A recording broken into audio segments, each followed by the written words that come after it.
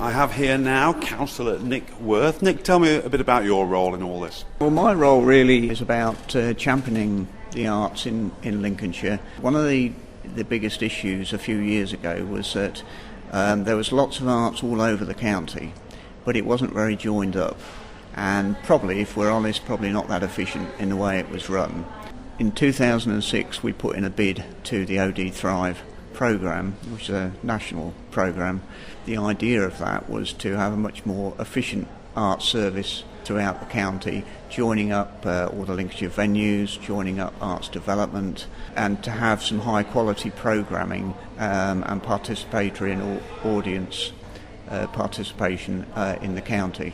And that's really what we're striving to achieve. So how will the people of Lincolnshire benefit then from this new structure?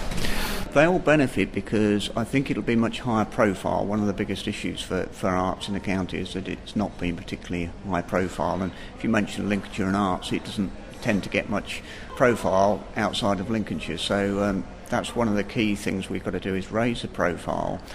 One of the things we're doing with Lincolnshire One venues, for example, is getting some companies together who are doing some really high quality programmes that will tour around the county to a number of the venues. So for people in Lincolnshire, it doesn't matter where you are, you're going to be able to see one of these high quality sample and enjoy. Exactly, and this is probably the key outcome for us, is to get more people participating in arts.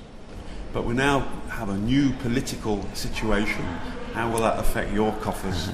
Well, of course, it is a big worry. There's no doubt about that, because we're talking of fairly major cuts in expenditure right across local government, and no doubt that will include people like the Arts Council as well. But I think I'll turn it on its head and say, actually, we're in a position, because we're now actually producing a very efficient arts development service and a very efficient way of delivering arts and different marketing techniques across the county that shows that actually we're sustainable in the longer term, and that when people invest in Lincolnshire in arts, they're getting good value for money. I don't think we could have said that a few years ago. So for the future for Lincolnshire arts is promising? I think it's promising, yeah. I think we've had a huge amount of money injected into it through the Arts Council, which we're really grateful for.